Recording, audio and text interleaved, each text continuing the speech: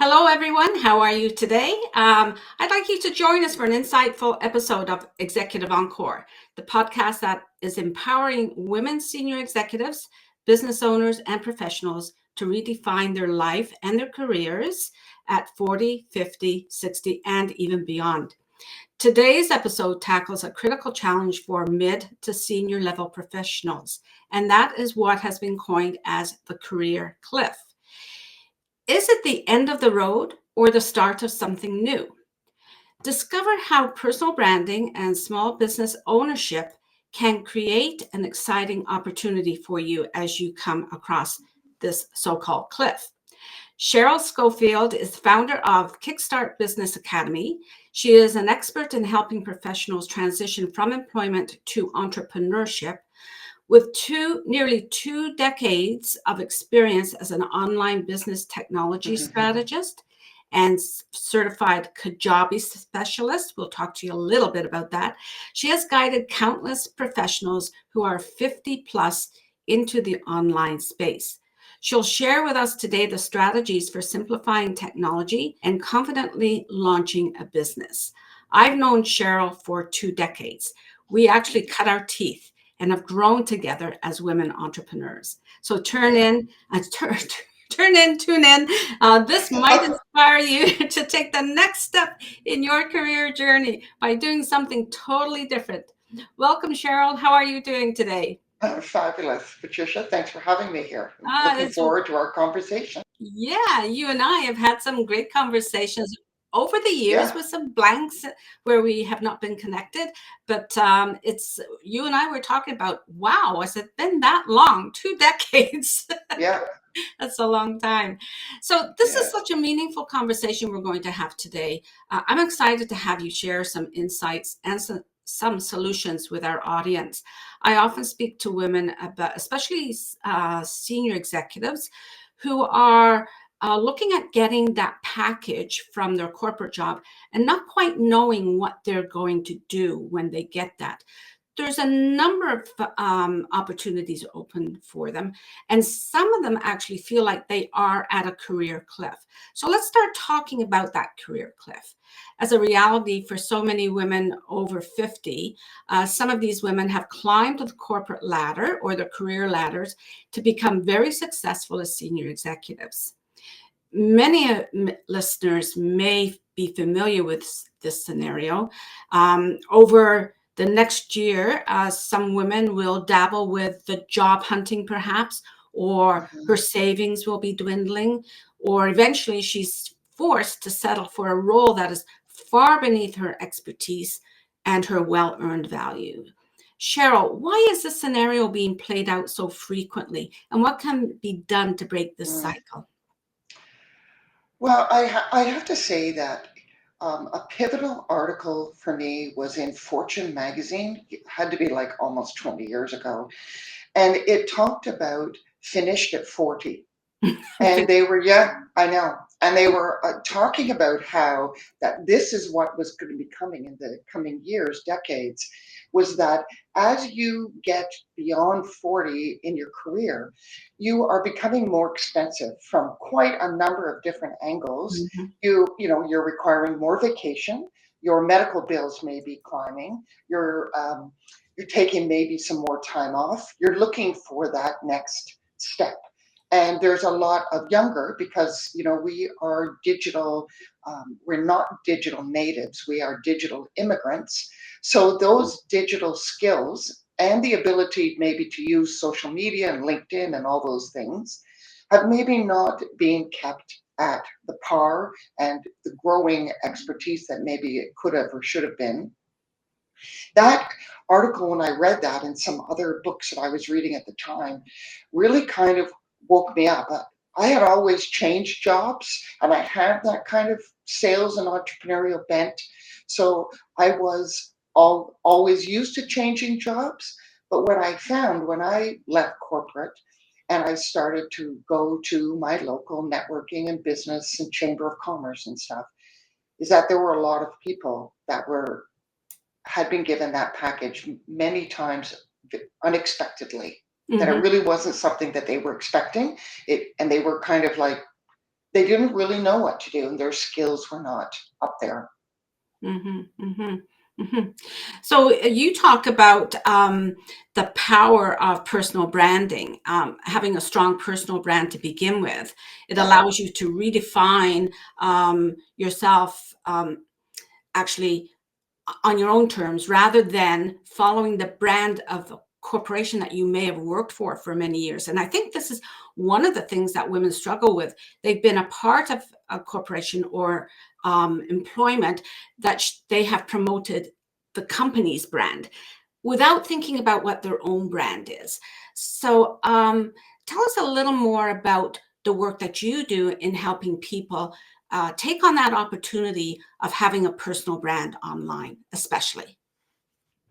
Yeah, you're absolutely right. That is a struggle that I find that professionals, as they are making that transition, that they struggle with. They're, obviously concerned about what they see online that they don't like, and that they don't want to be that person. They want to make sure that they're a professional. They have achieved level of recognition and respect. And they're very concerned that whatever it is that they post or that what their personal brand is, they really want it to be something that they can be proud of. And that when they start showing up online, that they are still staying within what they think of as that corporate lane.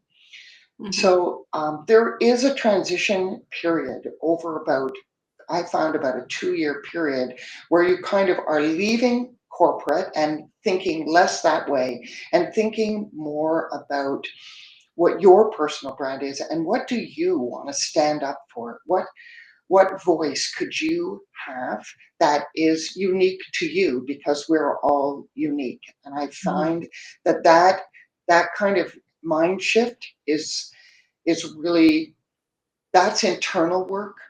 You can put out your LinkedIn profile and do all that kind of work, but it's a lot of that internal work to start thinking about what you stand for and not necessarily what who you were in the business world. Hmm. So it could be a brand new identity for a person, right? Yeah, Being an employee yeah, to becoming an entrepreneur. There's a lot of things for people to sort out. So it's not just about hanging a shingle. I think you and I have seen many, many people over the many. years hang out the shingle, think that they can come out into business without actually doing this work about who are they now and in the environment that we are in. I think as entrepreneurs, we see the shift in business environment very quickly compared to someone who may be in the corporation, who may not Yeah, find out about those shifts unless they go to an annual conference or something like that. So for entrepreneurs, there's a lot of inner work, and it's not just one time does it all. no, So definitely not. we have to continually look at how are we going to hone our message. So takes us on to a topic of what's our voice. So having a voice is important. Women over the age of 50 starting a small business, they have many options, but this is one that perhaps is a great option for them to consider. But it can be a golden ticket, as you have said. But there's things to consider. What should they focus on top of that branding?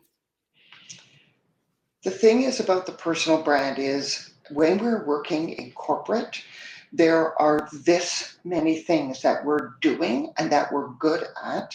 Not all of them are our true heartfelt mission. So we have to, first of all, think about, out of all of these things that I can do, what is it that really lights me up, that really speaks to me? That can take a while to figure out what that is. And then within that lane, what is it that I could make money at? That, what could I build a business around? Because you can have really be speaking to that, for example, you really want to help. But if you can't actually make a business around that, a monetary money making business, then it may be something that you need to come at from a different angle or shift slightly so that you can actually begin to make a living from it. I think Mhm. that's one of the aspects that I've found works. The other side of it is what is your personality? Now that we've found this thing that you really want to do, it's going to be difficult as an introvert if I ask you to get on camera, stand up on stage right away. What I have found over the time, running my own conversations with experts, and I'm sure you've found, getting up and being on camera is not something that you can just turn on one day. It's more hard if you're an individual. It's a marathon. You have to get clear in your mind. What are your must-stares? What are the things that are most important to you? So it takes a bit of a runway to figure out then, if I don't like being on camera, what else can I do? How else can I get out into the world? Now, if you're an extrovert and you love being the center of attention, then that's a different road. So there's not just what you want to do, but there's also the business model of Mhm. how we're going to go to market with that and what mesh those two together so that we're building a business that you love. Mhm. Those are important things to think about. Mhm. Now you work with people who are starting their business, and so there are certain tools or certain platforms that they do need to be on. We've Yeah, talked about LinkedIn for your personal professional brand. Um, definitely.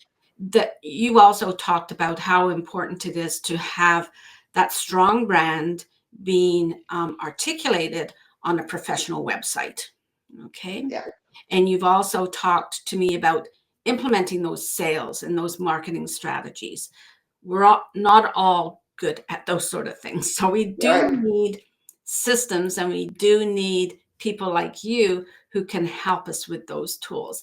Could you say a little more about how your business is an asset for a woman who's thinking about starting a business from A to Z or from soup to nuts? Sure. Where would you take them? Sure. I think a lot of times what happens is when people go online, they end up spending a lot of money on things that maybe are not as important as they will be down the line. So initially, I think that the LinkedIn platform is a fantastic place, which is absolutely free, and from which you could start a very viable business and start to make money from that. So that's normally where I start, is with their LinkedIn profile. And then, as I said, as you become more clear about where you want to work and the kind of business model, then we can start moving into how would we package that? Is it a course? Is it speaking? Is it one-on-one services? Is it corporate? So then we would go into whatever lane that is. And Mm, then at that point, I think that you can then begin to think, okay, could I use a website? Do I need to get and probably, yes, more likely you can buy a domain name. So it can be Patricia at, Cheryl at Kickstart Your Company. just want to Go stop ahead. on that point for a moment. Sure. I see so many people who are hanging out their banners or their signs that they're starting a business, and then they have at gmail.com. To Absolutely. me, Not professional. You're no, not serious. yeah, yeah, that's the impression I get. A lot of people may be able to live with that, but for this is one of those things in business where you have to look at the return on investment, and your own domain that you own is an asset. You're Right. not part of Gmail. So yeah, I just wanted to Sure. And it's important. stress that. Yeah. And the thing is, it doesn't need to be a full website.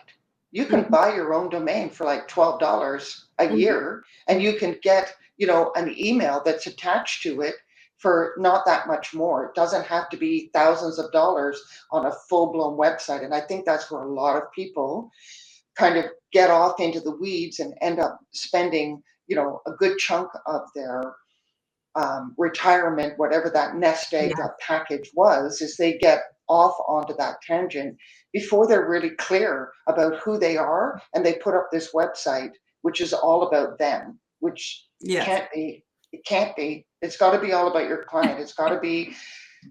what is it that they're trying to solve, and how are you the best person to solve that? Yeah.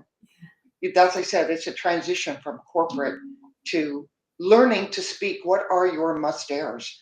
It's a different way of speaking, different way of thinking, Mm-hmm. and very often does not come naturally, especially if you've been in corporate a very long time. Mm-hmm. Mm-hmm. Yeah, it's a time to sort of break out and have it about you, but at the same time, you have to restrain it and think about what are you offering that is going to be important to other people.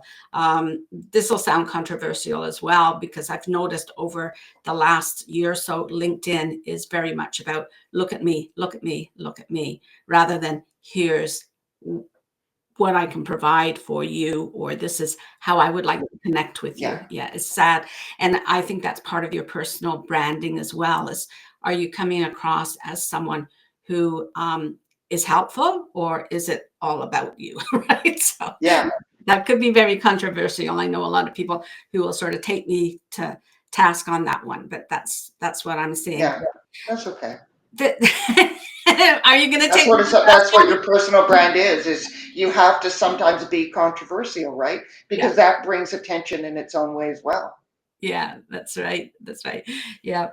Okay. You want to have good controversial, I think, but Yeah. it depends on who you are. Like some people It's a really conversation. love it. Yeah, it's a conversation. So actually, that takes us into a great transition about on this show about every moment matters. So this is about you. Okay. So I'd like you to share, when did you have that feeling that being an entrepreneur was going to be a move that you wanted to move into? I know it was when you left a corporate job, but when did you really get that spark? What did that feel like?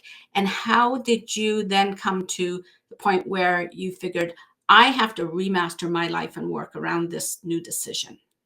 Hmm.